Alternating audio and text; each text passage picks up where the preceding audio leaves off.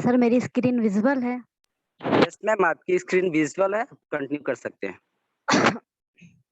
Okay sir, thank you once again जो आपने मुझे मौका दिया माइंडसेट ट्रेनिंग को प्रेजेंट करने का। तो मैं आप सभी का वार वेलकम करती हूँ माइंडसेट के इस ट्रेनिंग प्रोग्राम में। जैसा कि आप सभी लोग जानते हैं, माइंडसेट दो तरह का होता है। अगर नहीं जानते तो कोई बात नहीं, आज जान जाएंगे। हमारा जो माइंडसेट होता है वो दो तरह का होता है, positive mindset and negative mindset. हम जब कोई भी फैसला लेते हैं या किसी नतीजे पर पहुंचते हैं तो उससे पहले हमारा जो दिमाग होता है ना, उस दिमाग में घमासान युद्ध चलता रहता है। और पॉजिटिव और युद्ध भी किसका चलता है, पॉजिटिव माइंडसेट और नेगेटिव माइंडसेट के बीच। और इस युद्ध में जिसकी जीत होती है, हमारा नतीजा उसी से प्रभावित होता है। और यही माइंडसेट तय करेगा कि आप कितने सफल होने वाले हैं अपने बिजनेस में, अपने जॉब में, कोई भी प्रोफेशन हो उसमें आपकी सफलता का कितना परसेंटेज रहेगा, यह डिसाइड करता है माइंडसेट।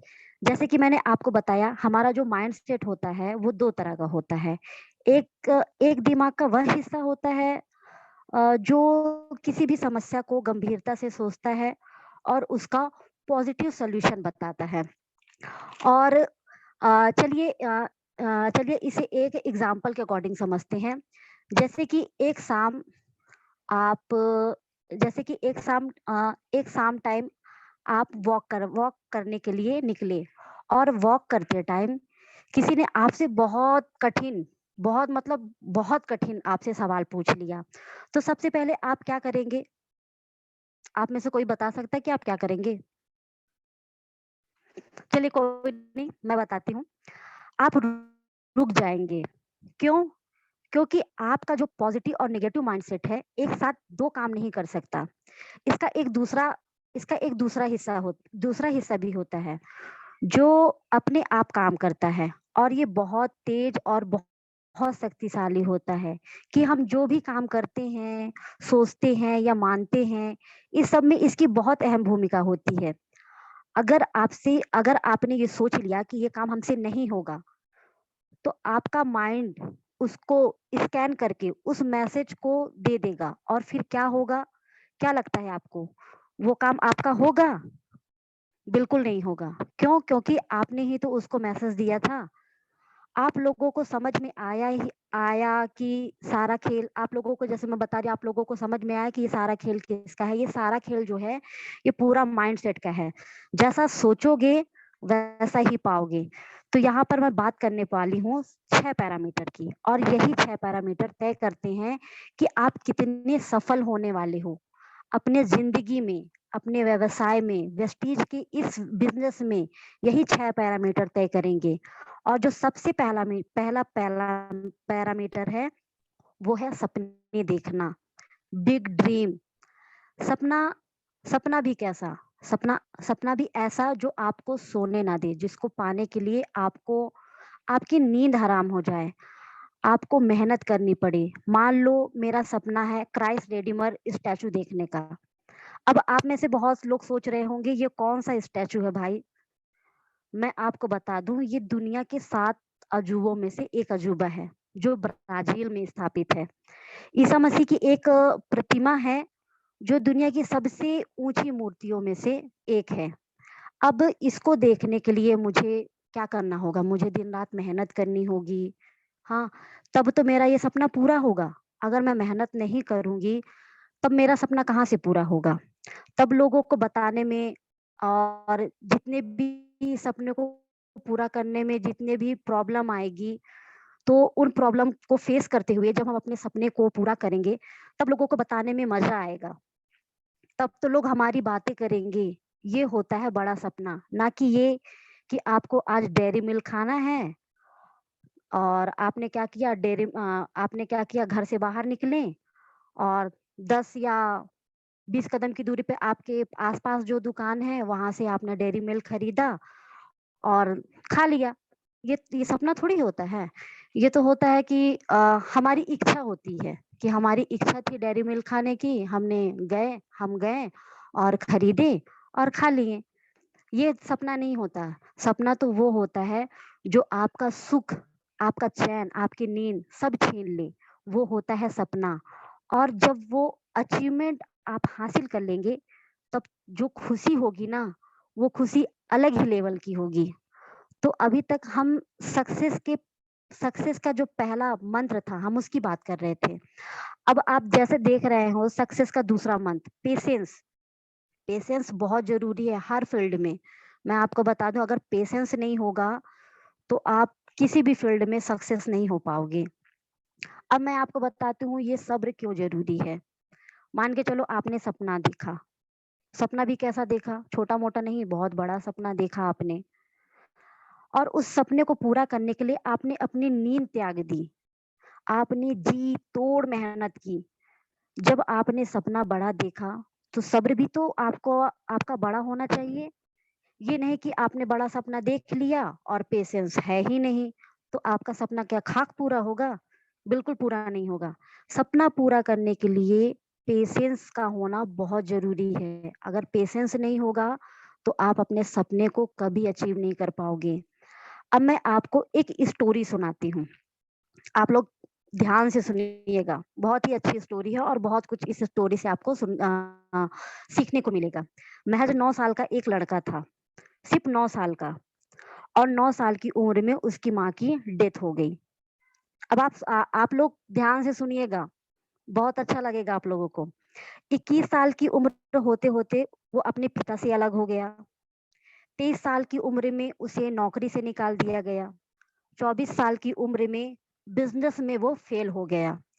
अब 26 साल की उम्र में आते-आते उसकी जो लवर थी उसकी डेथ हो गई। अब आप देखिए जब वो 27 साल का हुआ, तो 27 साल की उम्र में उसकी जब लवर की डेथ हुई तो वो क्या हुआ, वो बेचारा डिप्रेशन में चला गया। अब 34 साल की उम्र हुई, 34 साल और 39 साल की उम्र में उन्होंने चुनाव लड़ा। लेकिन वो चुनाव में क्या हो गए, वो चुनाव में हार गए।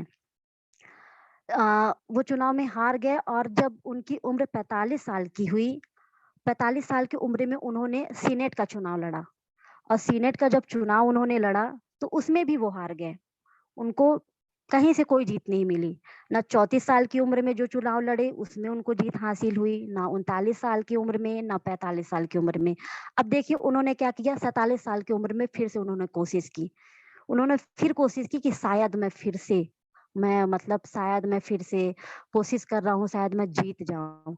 लेकिन अनफॉर्च्यूनेटली उनको 47 साल की उम्र में भी उनको क्या हुआ, हार का ही मुँह उनको देखना पड़ा।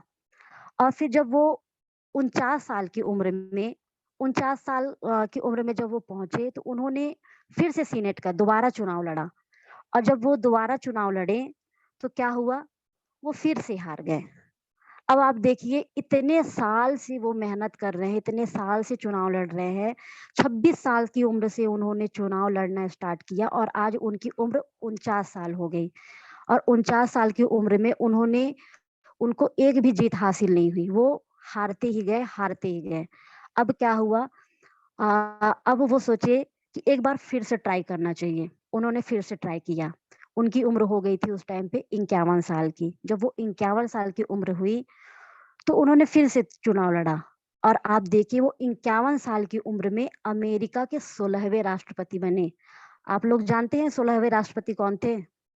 मुझे लगता है बहुत से लोग होंगे जो नहीं जानते कि अमेरिका के जो 16वें राष्ट्रपति बने, उनका नाम था अब्राहम लिंकन। उनको हम अब्राहम लिंकन के नाम से जानते हैं। अब आप सोच कर देखो कितना पेशेंस रखे थे वो। अगर वो पेशेंस नहीं रखते, तो क्या वो अमेरिका के 16वें राष्ट्रपति बनते? बिल्कुल नहीं बनते। अब तो क्या हम सब उनको मैं बोल अ, तो हर मैं आपको बताना चाहूँगी कि हर फील्ड में आपको पेशेंस रखना बहुत ज़रूरी है। अगर आप पेशेंस नहीं रखोगे, तो आपको कामयाबी बिल्कुल नहीं मिलेगी। कामयाबी भी ना त्याग माँगती है। जितना मेहनत करोगे, उतनी ही कामयाबी मिलेगी। आप मेहनत करके तो देखो, कामयाबी भी झक मार के आपके पीछे दौड़ेगी। और जो आपको तीसरा पैरामीटर दिख रहा है, वो होता है माइंडसेट। चलिए चलते हैं फिर से अब्राहम लिंकन की स्टोरी में।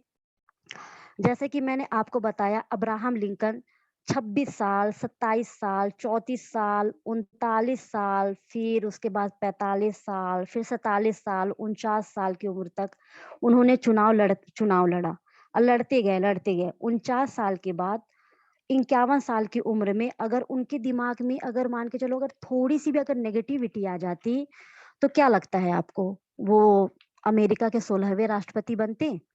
बिल्कुल नहीं बनते। मैंने इतने साल तक वो अगर सोच लेते मैंने इतने साल तक चुनाव लड़ा, हर बार सिर्फ़ हार ही हासिल हुआ है। तो क्या वो 21 साल की उम्र में बिल्कुल राष्ट्रपति नहीं बनते, कहीं से नहीं बनते। लेकिन नहीं, कहीं न कहीं उनके सपने जो थे ना वो बहुत बड़े थे और उनका जो पेशेंस था, उनका पेशेंस बहुत बड़ा, उनका माइंडसेट क्लियर था।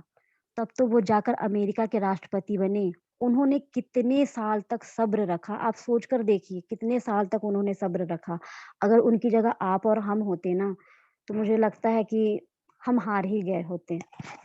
कहीं से नहीं, हमारा जो पेशेंस होता वो कहीं न कहीं हमारा पेशेंस टूट जाता। हम कहते अरे यार छोड़ो ये सपना, इतना पैसा लगाया, इतना वेस्ट किया, इतनी बार मैं हारा लेकिन जीत एक बार भी हासिल नहीं हुई।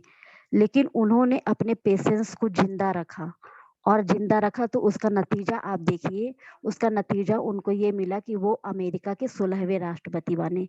अब मैं बात करती हूँ वेस्टीज बिज़नेस की। आप कहते हैं चलो करके देखते हैं, होगा तो ठीक है, नहीं होगा तो कोई बात नहीं। अगर आप इस माइंडसेट के साथ आते हैं कि होगा तो ठीक है, नहीं होगा तो ठीक है, जैसे ही जैसे ही आपने सोचा जैसे ही आपने सोचा नहीं होगा, तो आपका जो सबकॉन्शियस माइंड है ना, वो आपके दिमाग में एक मैसेज छोड़ता है। और वो मैसेज क्या छोड़ता है कि आपसे बिल्कुल नहीं होने वाला। और जब आपका सबकॉन्शियस माइंड ये सोचता है, ये अपने दिमाग में बैठा लेता है, तो आप बिल्कुल सफल नहीं हो पाओगे, ना आप उस बिज़नेस को कर पाओगे। अगर हम सब्र रख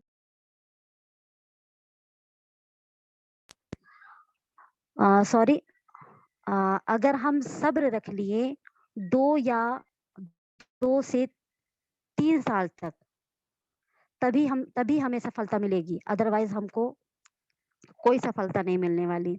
ऐसा भी नहीं करना है, जैसे कि बहुत से लोग करते हैं ना कि अरे यार चलो करके देख लेते हैं, हुआ तो ठीक है, नहीं हुआ तो ठीक। ऐसा नहीं करना है। ऐसा नहीं करना है कि आपने 2 से 3 साल तक आपने पेशेंस रखा और कर कुछ नहीं रहे हैं।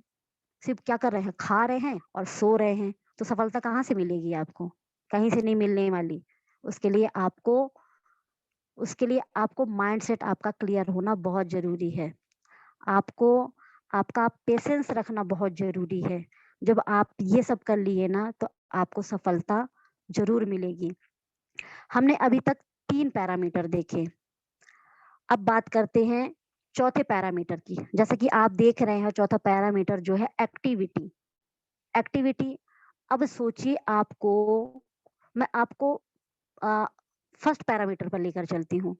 अब आप सोचिए आपको जैसे मुझे ब्राज़ील जाना है, मुझे ब्राज़ील का क्राइस्ट रिडीमर स्टैच्यू देखना है। अब वेस्टीज कहती है 3 से 5 साल तक पेशेंस रखो, मैंने रख लिया पेशेंस। और पॉजिटिव माइंडसेट रखो, मैंने पॉजिटिव माइंडसेट भी रख लिया।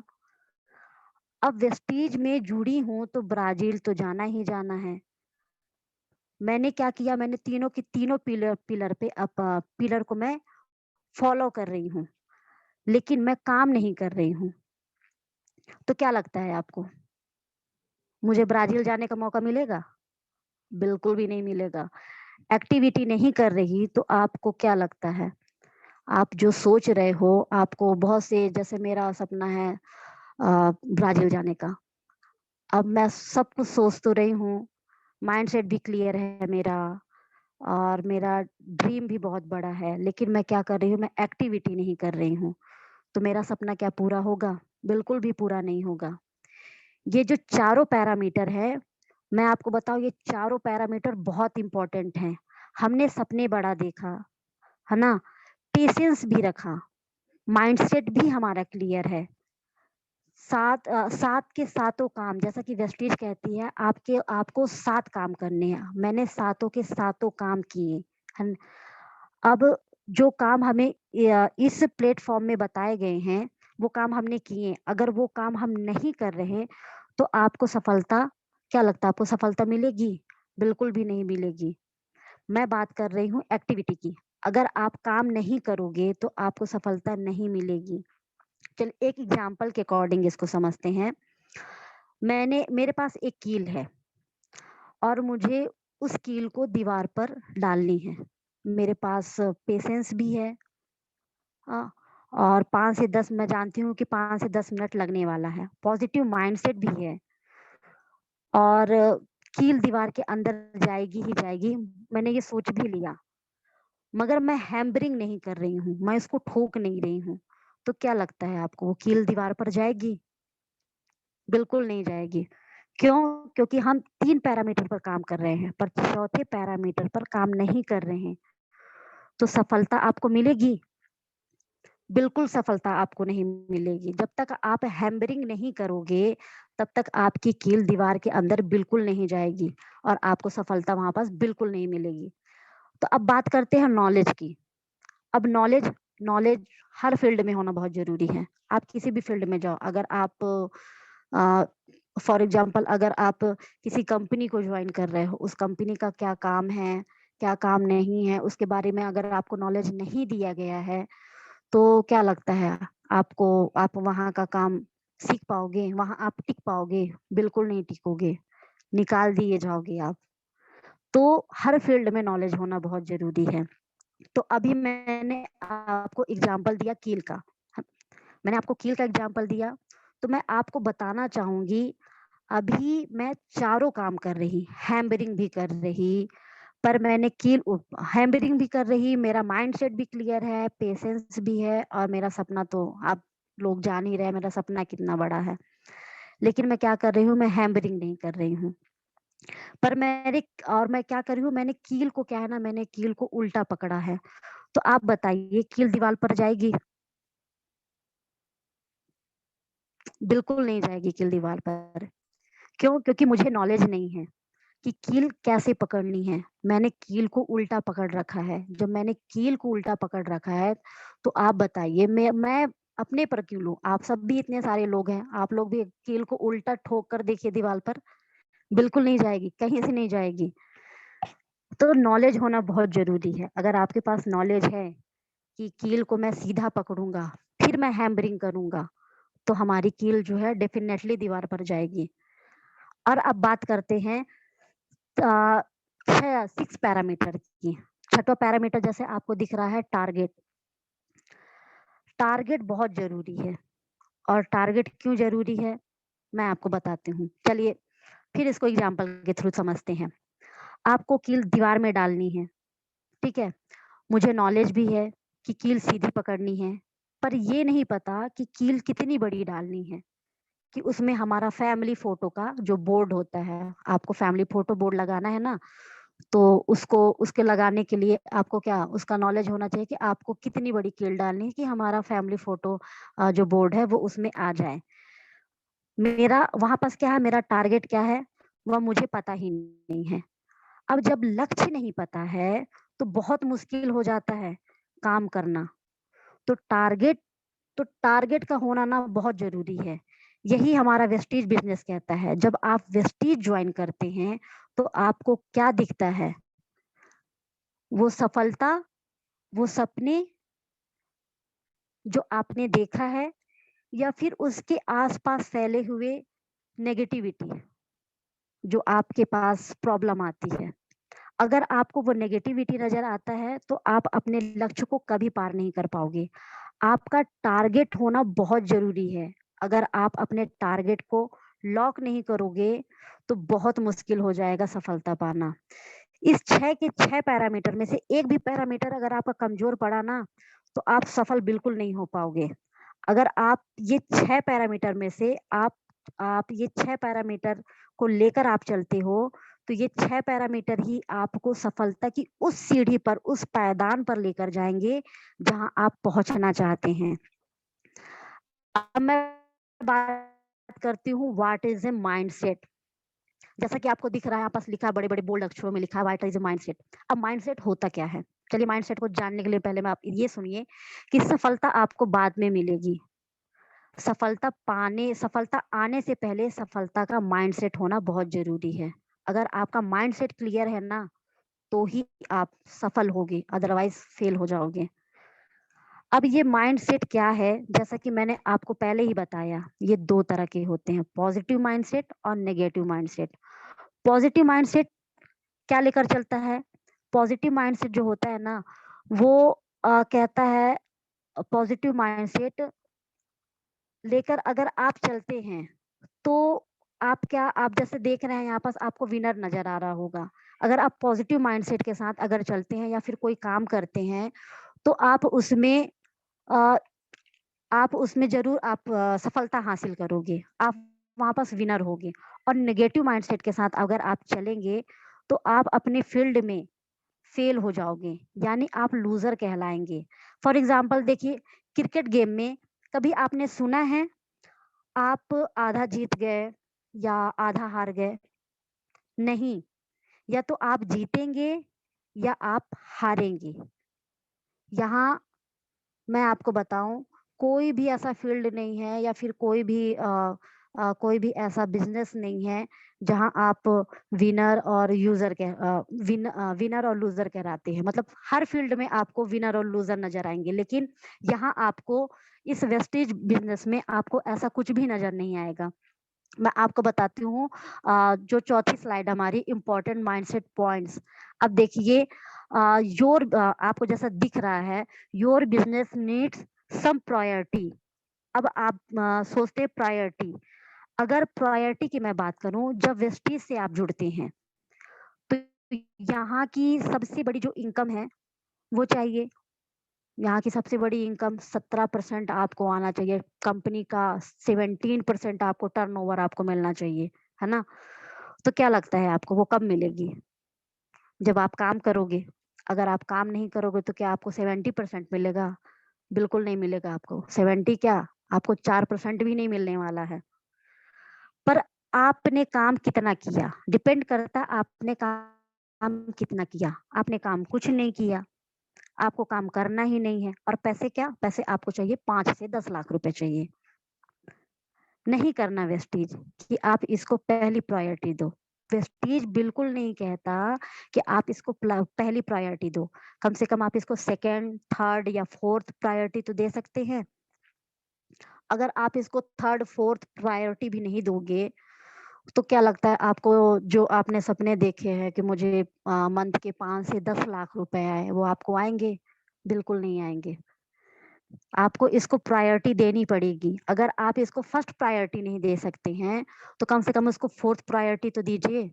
अगर फोर्थ प्रायोरिटी अगर देते हैं, तो देखिए किस तरीके से आपको सफलता हासिल होती है, किस तरीके से आपके सपने पूरे होते हैं।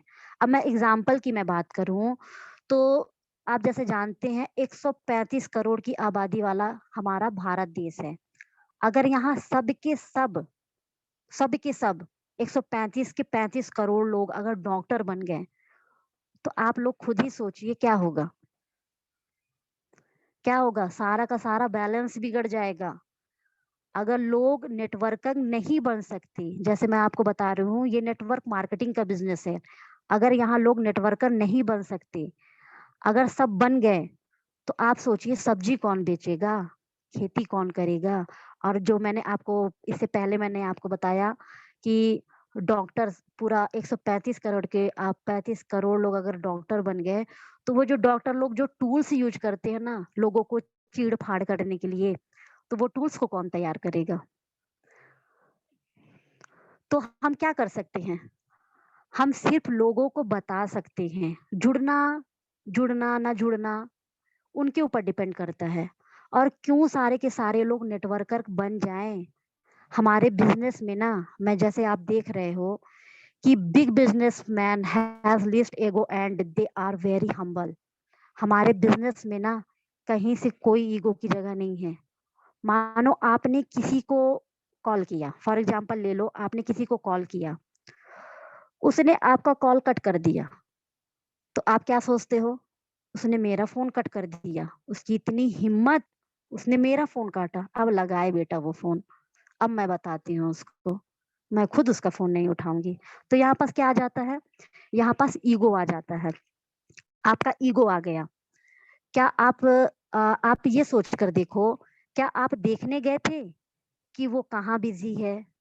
हो सकता है वो अपने काम में बिज़ी है, अपने फैमिली में उसके फैमिली में कोई इम्पोर्टेंट डिस्कशन चल रहा हो, किसी प्रॉब्लम में हो, आपको नहीं पता ना, आप नहीं जानते, तो आप अपना ईगो आपको अपना ईगो वहाँ पास क्या लगता है? आपको अपना ईगो वहाँ पास लाना चाहिए? आपको अपना ईगो वहाँ पास बिल्कुल नहीं लाना चाहिए। आप जैसे फॉर एग्ज़ाम्पल देखो, आपने बड़े-बड़े बिज़नेसमैन को देखा होगा, जब वो पब्लिक प्लेस में उतरते हैं, मान के चलो वो कहीं गए और जब वो जाते हैं तो आपने देखा होगा बड़ी भारी तादाद में क्या लग जाता है, उनके गाड़ी के सामने भीड़ लग जाती है और सबसे ज़्यादा तो आगे कौन नज़र आएँगे आपको? मीडिया वाले। अब मीडिया वाले और सारी जनता क्या करती है? उनको घेर लेती है चारों तरफ से।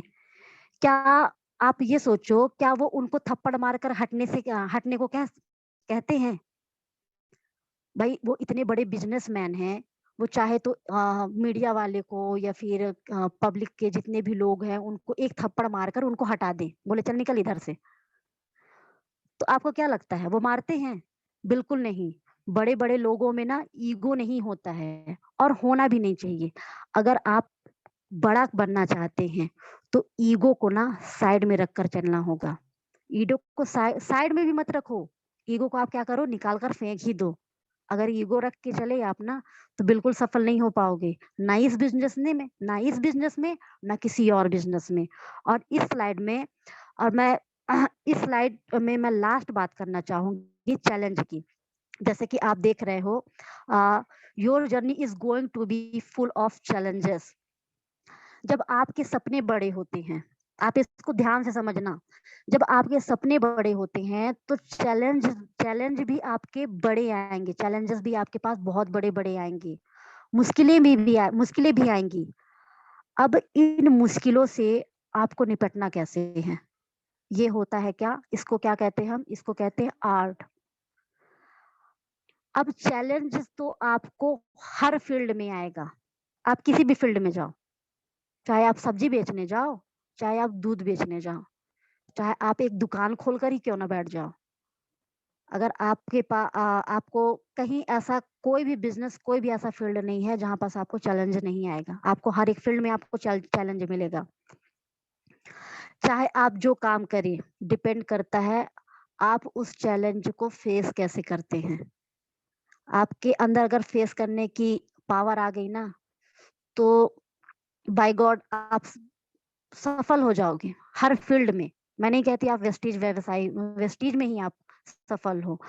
वेस्टीज के साथ-साथ आप जो काम कर रहे हो, उसमें भी आप सफल हो जाओगे। अब आपके सपने बड़े हैं, तो क्या लगता है आपको चैलेंज छोटे होंगे? चैलेंज भी छोटे नहीं होंगे। जब सपने बड़े हैं, तो आपके चैलेंज भी आपको बड़े ही बड़े आएँगे। अब मैं बात करती हूँ importance of mind importance mindset points की। तो आप जैसे देख रहे हैं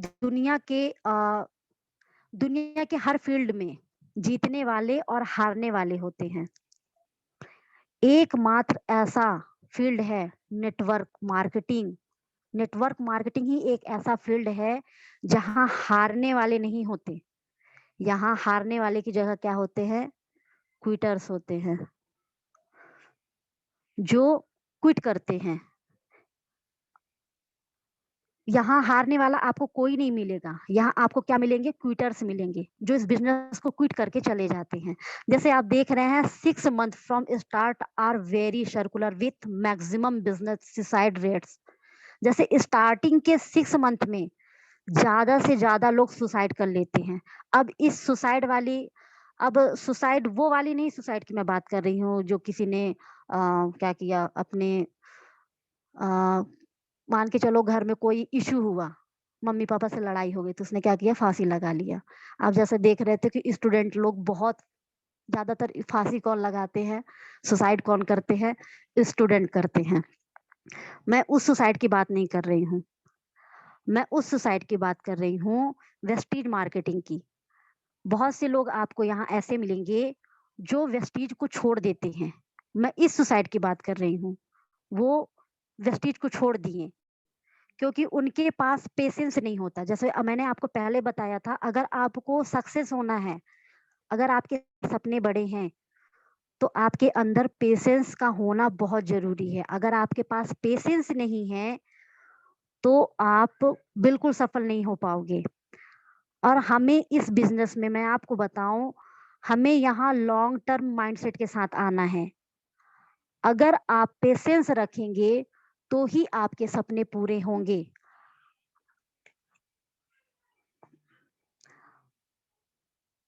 हाँ, अब बात करेंगे रूल ऑफ मेंटर्स की।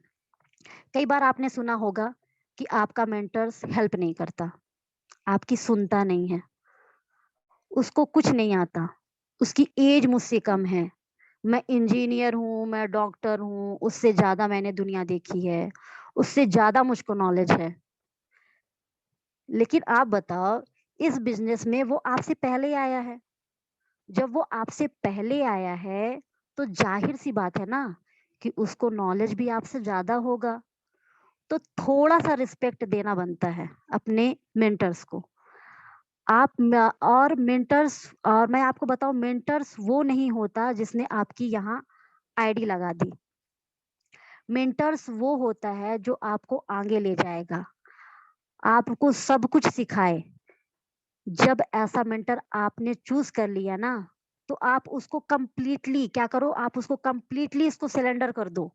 क्योंकि वही एक ऐसा व्यक्ति है जो आपको आगे तक ले जाएगा, आपके सपनों को पूरा करने में आपकी मदद करेगा। बाकी और कोई नहीं है जो आपके सपनों को पूरा करेगा। तो मैं कहूँगी, अगर आपको ऐसा मेंटर अगर आपको मिल गया है, तो आप उसको कंप्लीटली सरेंडर कर दो। अब नेटवर्क मार्केटिंग, जैसे आप देख रहे हो, no one is ready to join network marketing, you will have to convince them. अब यहाँ क्या होता है, नेटवर्क मार्केटिंग मैं आपको बताऊं, एक ऐसा फील्ड है जहाँ कोई ज्वाइन नहीं करना पसंद करता। यहाँ कन्विंस करना पड़ता है। और क्यों ज्वाइन करना नहीं पसंद करता? क्योंकि यहाँ लोगों को कन्विंस करना पड़ता है, लोगों को बताना पड़ता है, उनको बताना पड़ता है कि नेटवर्क नेटवर्क मार्केटिंग क्यों ज्वाइन करनी चाहिए।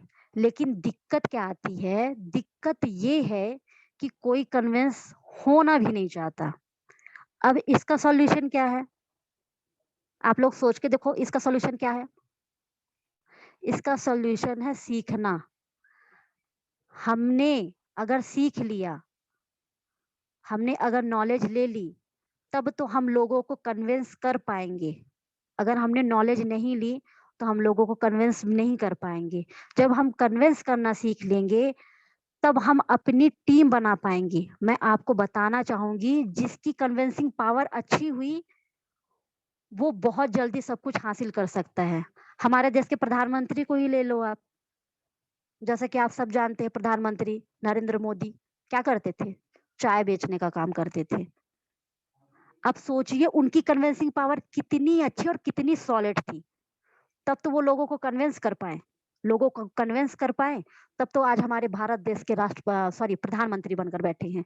अगर उनकी कन्विंसिंग पावर अगर अच्छी नहीं होती, तो क्या लगता है आपको, हमारे भारत देश के प्रधानमंत्री बनते वो? बिल्कुल नहीं बनते। तो मैं आपको पहले ही बोली हूँ, जिसकी कन्विंसिंग पावर जितनी अच्छी होगी, उसकी टीम का साइज़ उतना ही बड़ा होगा। सारा खेल जो है ना, ये सारा खेल कन्विंसिंग का है। अब ऐसा नहीं होने वाला है कि आपको बनी-बनाई टीम मिल जाए। आपको टीम बनानी पड़ेगी, जहाँ जितने भी लोग हैं ना, फॉर एग्ज़ाम्पल आप सुमन सर को ले लीजिए, रंजू मैम को ले लीजिए, आज इतना बड़ा चेक आ रहा है उनका रंजू मैम का, खुशबू मैम को ले लीजिए, क्या उनको बनी-बनाई टीम मिल गई थी? बिल्कुल नहीं। उन्होंने इतना स्ट्रगल किया है, सबसे पहले अपने माइंडसेट को उन्होंने क्लियर किया, पेशेंस रखा, अपना बड़ा सपना लेकर आए, तब तो जाकर वो इस फील्ड में उतरे। आज जब इस फील्ड में आए, तो क्या लगता है आपको, सुशांत सर हो गए, कृष्ण मोहन सर हो गए, ये सब उनको टीम बना के दिए? बिल्कुल नहीं, उन्होंने खुद अपनी टीम बनाई है। आपको भी अपनी टीम बनानी पड़ेगी। Why commercial vehicle has a mandatory speed limit. अब बात करते हैं, अब आपने देखा होगा ये जो कॉमर्शियल व्हीकल होते हैं और जो प्राइवेट व्हीकल होते हैं, जैसे मैं आपको बताऊं, आप समझिए इसको कि आपने सुना होगा एक सरकारी बस चलती है और एक प्राइवेट बस चलती है। सरकारी बस के कानून अलग होते हैं और प्राइवेट बस वालों के अलग कानून होते हैं। अब दोनों दोनों में क्या होता है, कई कानून और कई नियम दोनों के लिए आप देखे होंगे, कई कानून और कई नियम दोनों के लिए क्या होते हैं, अलग अलग होते हैं। और क्यों? दोनों तो गाड़ी ही है, फिर दोनों के लिए अलग अलग नियम क्यों बनाए गए? स्पीड लिमिट क्यों कम है दोनों में? इसका एक ही कारण है, और उसका कारण क्या है? जिम्मेदारी। जैसे आप अपनी गाड़ी चला रहे हैं तो आप अपनी जिम्मेदारी पर चला रहे हैं। आप मान के चलो, अगर स्पीड में गाड़ी लेकर गए, फुल स्पीड में गाड़ी लेकर गए, तो क्या लगता है आपको, आप अपनी मंजिल तक पहुंचोगे? अरे बिल्कुल नहीं पहुंचोगे, कहीं ना कहीं पक्का आप ठुका जाओगे। और जब ठुकाओगे ना, तो क्या होगा? चोट लगेगी आपको और कुछ नहीं होगा, ये आपका एक्सीडेंट हो जाएगा।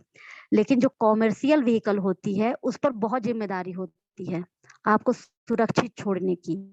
और यही वजह है दोनों के लिए नियम और कानून अलग अलग होते हैं। और यही नियम लागू होता है वेस्टीज के बिजनेस पर। जब तक आप अकेले होते हैं, जब तक आप अकेले होते हैं तो आप कुछ भी करो, लेकिन जिस दिन आपके नीचे आपने किसी को इस बिजनेस को ज्वाइन करा दिया तो आपकी रिस्पॉन्सिबिलिटी बढ़ जाती है, आपकी जिम्मेदारी बढ़ जाती है उसके सपनों को पूरा करने के लिए। क्यों? क्योंकि उसने आपको ज्वाइन किया है। और किस लिए ज्वाइन किया है? वो अपने सपनों को लेकर आया है आपके पास, और आप की जिम्मेदारी बनती है कि उसके सपनों को आप पूरा कराओ। अब जैसे देख रहे हैं, what you focus on A what you get. आप देख रहे हैं यहाँ पर सचिन तेंदुलकर को।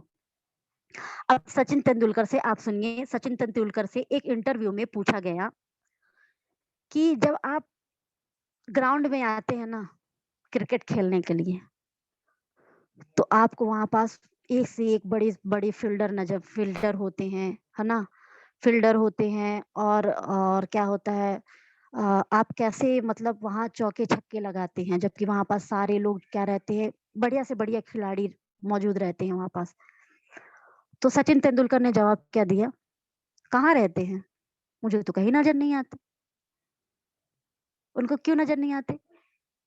क्यों नजर नहीं आते उनको? उनको सिर्फ नजर आता है उनका लक्ष्य।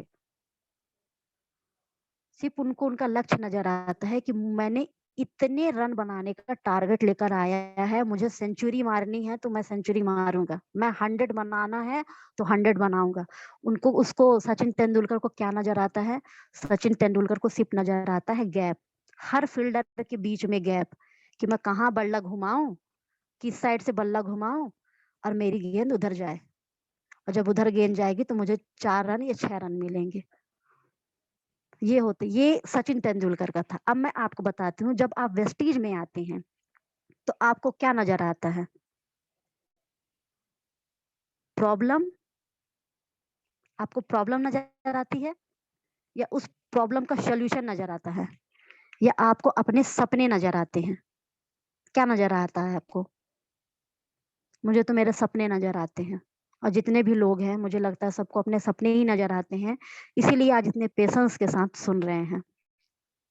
अब राजस्थान ट्रांसपोर्ट, एक केस स्टडी की मैं बात करूंगी कि राजस्थान में देखा गया कि भारी तादाद में ना एक्सीडेंट हो रहे हैं। अब एक्सीडेंट भी क्यों हो रहे हैं भाई?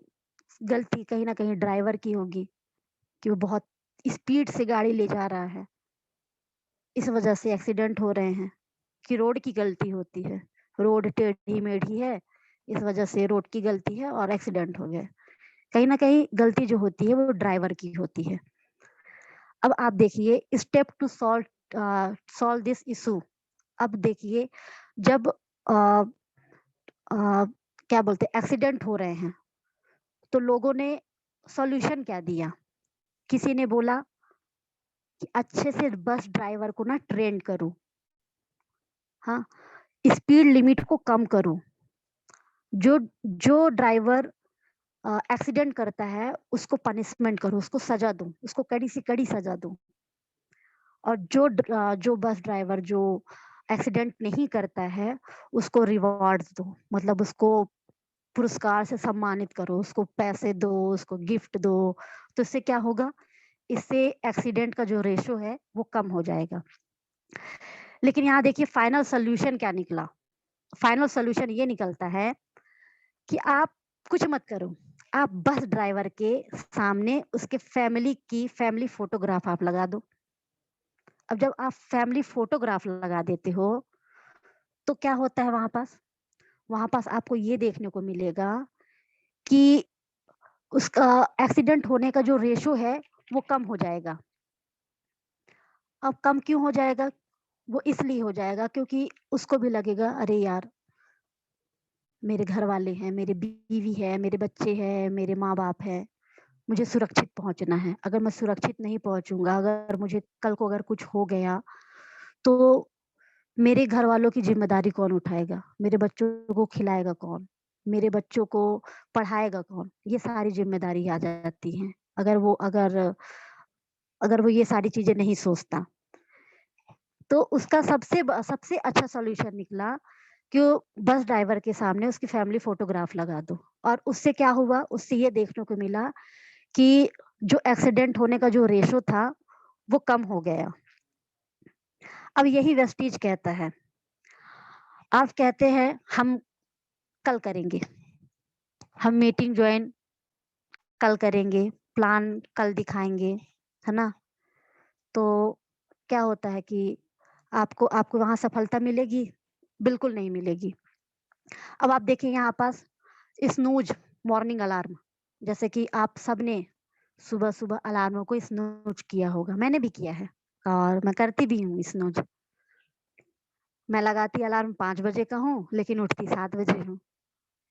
तो आपको क्या लगता है आप किसको बेवकूफ बना रहे हो, मैं किसको बेवकूफ बना रही हूँ, मैं उस घड़ी को, उस घड़ी में लगे अलार्म को बेवकूफ बना रही हूँ या खुद को बेवकूफ बना रही हूँ। कहीं ना कहीं मैं खुद को बेवकूफ बना रही हूँ। अगर मुझे उठना 7 बजे है तो मैं क्या करूंगी, मैं 7 बजे का अलार्म ही लगाऊंगी। 7 बजे का अलार्म अगर मैं नहीं लगाती, मैं 5 बजे का अलार्म लगाती हूँ, तो क्या होगा, मैंने स्नूज कर करके 5 मिनट 10 मिनट 15 मिनट में मैंने स्नूज कर दिया और स्नूज करते करते करते करते मैं 5 की जगह मैं 7 बजे उठी। क्या वजह थी कि आप 7 बजे उठे, क्या फैक्टर था, वो मैं बताती हूँ आपकी। वो वजह थी आपका सबकॉन्शियस माइंड। जब आप 5 बजे का अलार्म लगाए, जब आप 5 बजे का अलार्म लगा रहे थे तो आपका जो सबकॉन्शियस माइंड है वो जोर जोर से ठहाके लगा के हंस रहा था। क्यों हंस रहा था, क्योंकि उसको पता था कि आप उठोगे तो 7 बजे। और यही वजह थी कि आप अलार्म को स्नूज कर करके उठे कितने बजे, 7 बजे। तो यहाँ पास आप कमिटेड थे।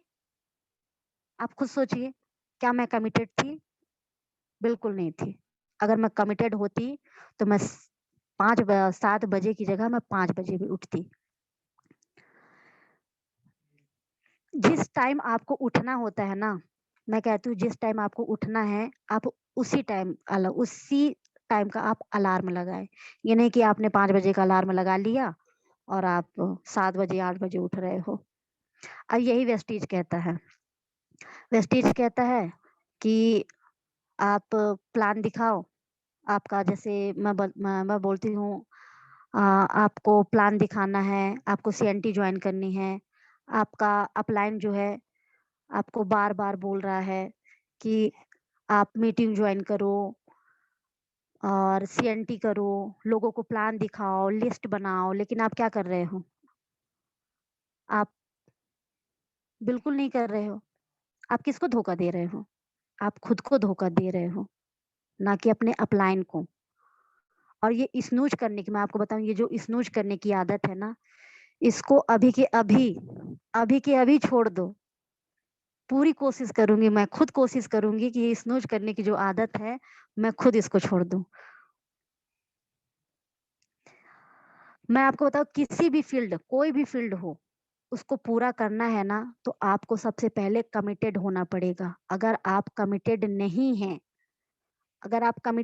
होंगे, तो आप बिल्कुल सफल नहीं होंगे, कहीं सफल नहीं होंगे आप।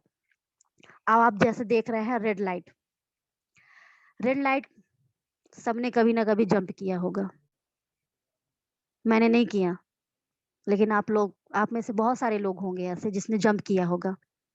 उनसे जरा पूछना कि आपने जंप क्यों किया, तो तरह-तरह के आपको क्या मिलेंगे, फनी आंसर मिलेंगे। कोई बोलेगा कि मुझे बहुत जल्दी थी, इमरजेंसी थी, इसलिए रेड लाइट मैंने जंप कर दिया। कोई बोलेगा ट्रैफिक पुलिस नहीं था, इस वजह से मैंने जंप कर दिया। अरे जल्दी जाना है, इसलिए मैंने जंप करके मैं चला गया। और कोई बोलेगा कि समबडी हॉकिंग बिहाइंड, मतलब पीछे वाला हॉर्न दे रहा था, तो उसके हॉर्न से मेरे कान जो है ना एकदम सुन्न पड़ गए थे। मुझे उसका हॉर्न नहीं सुनना था। इस वजह से मैंने क्या किया, मैं रेड लाइट को जंप कर दिया। अब आप ये सोचिए कि ये जो रेड लाइट बनाई गई है, ये किसकी सुरक्षा के लिए बनाई गई है? आपकी सुरक्षा के लिए बनाई गई है, हमारी सुरक्षा के लिए बनाई गई है। अगर आपने रेड लाइट जंप जंप की, कोई सपोज दैट आपने रेड लाइट जंप की, कोई दुर्घटना हो गई, तो क्या लगता है आपको? ट्रैफिक पुलिस को चोट आएगी? ट्रैफिक पुलिस मरेगा? नहीं, आपने जंप किया है, तो चोट भी आपको लगेगी। तो यहाँ भी जो रेड लाइट है, वो आपका अपलाइन है। आप अपने अपलाइन को रेड लाइट की जगह रख लो। वही आपको बताता है कि कब रेड सिग्नल है, कब ग्रीन सिग्नल है। और अगर आप उसकी बातों को नहीं सुनते, तो नुकसान किसका होगा?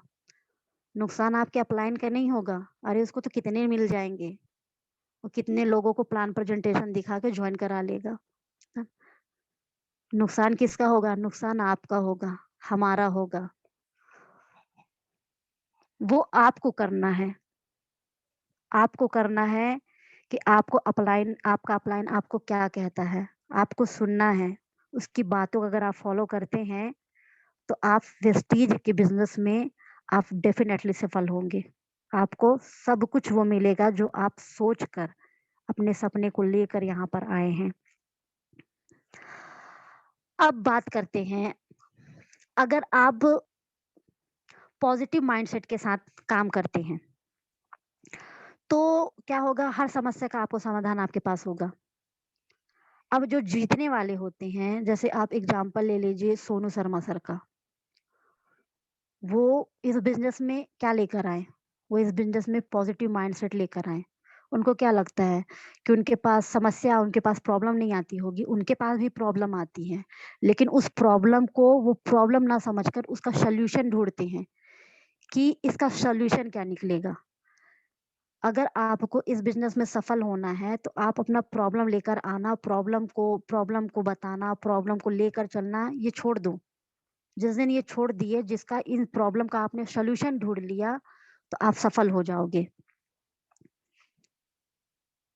और अपना सॉल्यूशन आपको क्या प्रॉब्लम आ रही है, क्या सॉल्यूशन, उस प्रॉब्लम का आपको सॉल्यूशन कैसे निकालना है, वो कौन करेगा? वो आप ही करोगे। और किससे सीखोगे? वो आप अपने अपलाइन से सीखोगे। तो अपने अपलाइन की बातों को फॉलो करना स्टार्ट कर दो। जब आप अपने अपलाइन की बातों को फॉलो करोगे ना, तो आपकी जो ग्रोथ है, वो बहुत तेजी से होगी। अब बात करते हैं, जैसे आप देख रहे हैं सेल्फ स्टार्ट और किक स्टार्ट। किक स्टार्ट और सेल्फ स्टार्ट दो तरह की जैसे कि आप जानते हैं कि सेल्फ स्टार्ट और किक स्टार्ट दो तरह की बाइक होती हैं। एक किक स्टार्ट होती है और दूसरी जो होती है वो सेल्फ स्टार्ट होती है। किक स्टार्ट क्या होता है? किक मार मार कर आप गाड़ी को स्टार्ट करते हो। और सेल्फ स्टार्ट क्या होता है? सेल्फ स्टार्ट, आपने एक बटन दबाया और गाड़ी आपकी झट से क्या हो गई? स्टार्ट हो गई। अब आप कैसे बनना चाहोगे? किक स्टार्ट बनना चाहोगे कि सेल्फ स्टार्ट बनना चाहोगे? फॉर एग्जाम्पल, जैसे आप किक स्टार्ट हो, मैं किक स्टार्ट हूँ, मेरा अपलाइन डेली मुझे उठाएगा, अरे उठो, मीटिंग ज्वाइन करो, लिस्ट बनाओ, प्लान दिखाओ, तो आप करोगे। अगर आपका अपलाइन नहीं करेगा तो आप क्या करोगे? घोड़े बैठ के सोओगे। तो यहाँ आपको सीखने की ज़रूरत है। आपको सेल्फ स्टार्ट बनने की ज़रूरत है। क्यों? क्योंकि स्टार्ट गाड़ी क्योंकि जो किक स्टार्ट गाड़ी जो होती है ना, वो ज़्यादा दिन तक नहीं चलती। सेल्फ स्टार्ट गाड़ी ही चलती है। आज आप देख लो, आप कहीं भी चले जाओ, किसी भी शोरूम में जाओ आप देखो आपको किक स्टार्ट गाड़ी मिलेगी? बिल्कुल नहीं मिलेगी। वो ज़माना गया, जब किक स्टार्ट गाड़ी मिलती थी। अब ज़माना आया है सेल्फ स्टार्ट गाड़ी का। तो आप भी सेल्फ स्टार्ट बनना स्टार्ट कर दो। आप अपने अपलाइन पे डिपेंड मत रहो कि आपका अपलाइन जब बोलेगा तब आप मीटिंग ज्वाइन करोगे, तब आप प्लान दिखाओगे, तब आप लिस्ट बनाओगे। ये ये करना आप बिल्कुल बंद कर दो।